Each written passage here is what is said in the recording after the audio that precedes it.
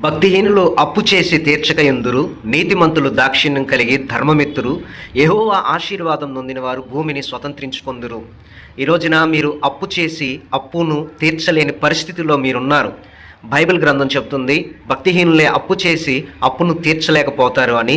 అయితే దేవుడు ఈ రోజున ఈ యొక్క వాగ్దానం ద్వారా నీతో మాట్లాడుతూ ఉన్నాడు. దేవుడు నిన్నే దర్శించి నీ పట్ల కార్యం జరిగించబోతా ఉన్నాడు. అది ఏంటి అనేది ఈ యొక్క వీడియోలో నేను మీకు వివరిస్తాను. మీరు భయంకరమైన అప్పుల్లో ఉన్నారు. అప్పుల్లో నుండి ఎలా బయటికి రావాలో అర్థం కావట్లా. అప్పులు భరించలేక ఎక్కడికో పారిపోయి దాక్కున్నారు, లేకపోతే చనిపోదాం అనుకుంటున్నారు, లేకపోతే నా వల్ల కాదు అని చెప్పేసి మీరు దాక్కొని తిరుగుతూ ఉన్నారు. ఏం చేయాలో అర్థం కాని పరిస్థితిలో మీరున్నారు. ఈ అప్పుల మూలాన మీ ఆరోగ్యం పాడైపోయి, మీ కుటుంబ వ్యవస్థ నాశనం అయిపోయి, తింటుకు ఆహారం కూడా లేని పరిస్థితిలో మీరున్నారు. అయితే దేవుడు ఈ రోజున నీతో చెబుతున్న మాట ఏంటి అంటే, మీరు అప్పు చేశారు, అప్పు తీర్చలేకపోతున్నారు. మీరు అప్పులను తీర్చి అనేకులకి అప్పిచ్చేలాగా, ధర్మం ఇచ్చేలాగా, దాక్షిణ్యం ఇచ్చేలాగా దేవుడు నిన్ను చేయబోతా ఉన్నాడు.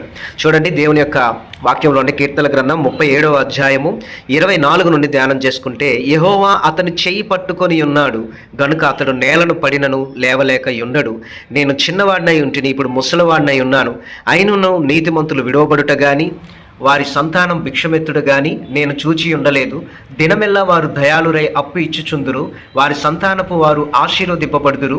కీడు చేయుట మాని మేలు చేయము, అప్పుడు నీవు నిత్యం నిలిచెదవు. ఎలయనగా యెహోవా న్యాయమును ప్రేమించేవాడు, ఆయన తన భక్తులను విడవడు, వారెన్నటెన్నటికి కాపాడబడుదురు గాని భక్తిహీనులు సంతానం నిర్మూలమగును. చూడండి, అప్పుల మూలాన మీరు నేలను పడిపోయి ఉన్నారు. అయితే ఈ రోజున మీ పరిస్థితి ఎలా ఉన్నది అంటే, చాలా భయంకరమైన పరిస్థితిలో ఉన్నది. మీరు ఫెల్ డౌన్ అయ్యారు, అనగా క్రింద పడిపోయి ఉన్నారు. దేవుడు చెప్తున్న మాట ఏంటంటే, నేను నీ చేయి పట్టుకొని ఉన్నాను, నేను నిన్ను పైకి లేవనెత్తుతాను. చూడండి, నేను చిన్నవాడినై ఉంటిని, ఇప్పుడు ముసలివాడినై ఉన్నాను. అయినను నీతిమంతులు విడవబడుట గాని వారి సంతానం భిక్షమెత్తుడు గాని నేను చూచి ఉండలేదు. అయితే దేవుడు నిన్ను విడిచిపెట్టడం కానీ, లేకపోతే భిక్షమెత్తుట, నీ బిడ్డలు అడుక్కొని తినే పేదరికపు పరిస్థితిలోకి దేవుడు నిన్ను ఎన్నటికీ తీసుకొని వెళ్ళడు. ఎలాగ చేయబోతున్నాడు? అప్పులను కలిగి ఉన్న నీ ద్వారానే దేవుడు నీవే అనేకులకి అప్పిచ్చేలాగా దేవుడు నిన్ను చేయబోతున్నాడు. భిక్షమెత్తే స్థితికి కానీ, లేకపోతే విడవబడే స్థితికి దేవుడు నిన్ను ఎన్నడూ కూడా తీసుకొని వెళ్ళడు. దినమెల్లా ప్రతిరోజు మీరే అనేకులకి అప్పిస్తారు. నీ సంతానాన్ని దేవుడు ఆశీర్వదిస్తాడు. అయితే కీడు చేయడం మానేసి అనేకులకి మేలు చేయి, నువ్వు నిత్యం నిలబడతావు. దేవుడు న్యాయాన్ని ప్రేమిస్తాడు. కాబట్టి అప్పు చేసి అప్పులన్నింటిని కూడా దేవుడు తీర్చేలాగా నిన్ను ఆశీర్వదించబోతున్నాడు. లాస్ట్లో నీ కొరకు ఒక చిన్న ప్రార్థన నేను చేస్తాను. అప్పుల్లో నుండి నువ్వు బయటికి రావాలని, ఆ సమస్యలన్నింటిలో నుండి నువ్వు విడుదల పొందుకోవాలని నేను నీ కొరకు ప్రార్థన చేస్తాను. తప్పకుండా నీ అప్పులన్నీ కూడా దేవుడు తొలగిస్తాడు. వేరే వాళ్ళకి నామినీగా ఉండి, షూరిటీ ఉండి, వేరే వాళ్ళ అప్పులు మీరు కడుతున్నారు, ఈఎంఐల ద్వారా, చీటీల ద్వారా నష్టపోయావు. దేవుడు నిన్ను లేవనెత్తబోతా ఉన్నాడు. ఫైనాన్షియల్గా నిన్ను ఆశీర్వదించబోతా ఉన్నాడు.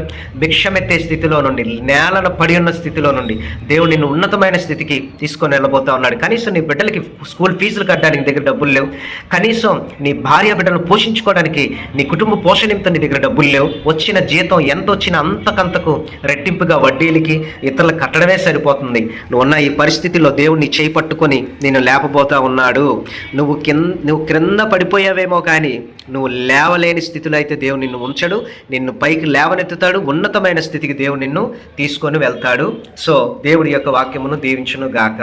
అప్పిచ్చే స్థితికి దేవుడు నిన్ను తీసుకెళ్ళబోతున్నాడు. కామెంట్ చేయండి, నేను అనేకులకి అప్పిస్తాను కానీ అప్పు చేయను. ఈ ఛానల్ని సబ్స్క్రైబ్ చేయండి, లైక్ చేయండి, షేర్ చేయండి, కామెంట్ చేయండి. నేను అనేకులకి అప్పిస్తాను అని చెప్పి కామెంట్ చేయండి.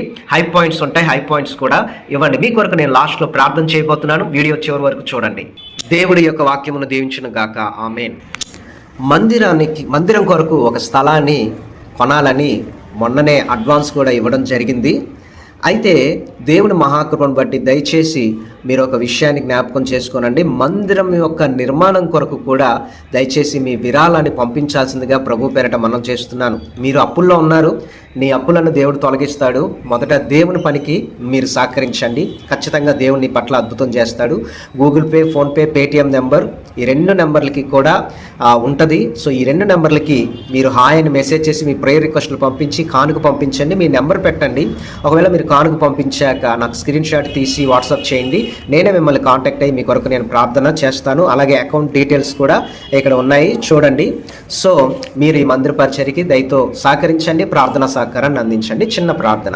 మహాపరిశుద్ధుడా, ఇదిగో నాయన, నీ బిడ్డని, నీ బిడ్డ కుటుంబాన్ని దీవించండి. అప్పుల్లో నుండి, ఆర్థిక ఇబ్బందుల్లో నుండి, కష్టాల్లో నుండి, వేదనలో నుండి, బాధల్లో నుండి బిడ్డను బయటికి తీసుకురండి. నీ దయగలిగిన హస్తాన్ని నీ బిడ్డపై నుంచి నీ కృపలో భద్రపరిచి దీవించి ఆశీర్వదించి మహిమతో నింపమని యేసు నామములో అడుగుతున్నాను తండ్రి, ఆమేన్. కామెంట్ చేయండి, నేను అనేకులకు అప్పిస్తాను అని. ఈ 2 నెంబర్లకి మీరు కానుక పంపించినప్పుడు ఏదైనా నెంబర్కి కానుక పంపించి ఫెయిల్ అవుతే వేరే నెంబర్ పంపించండి. సో బ్యాంక్ డీటెయిల్స్ ఇవి. God bless you.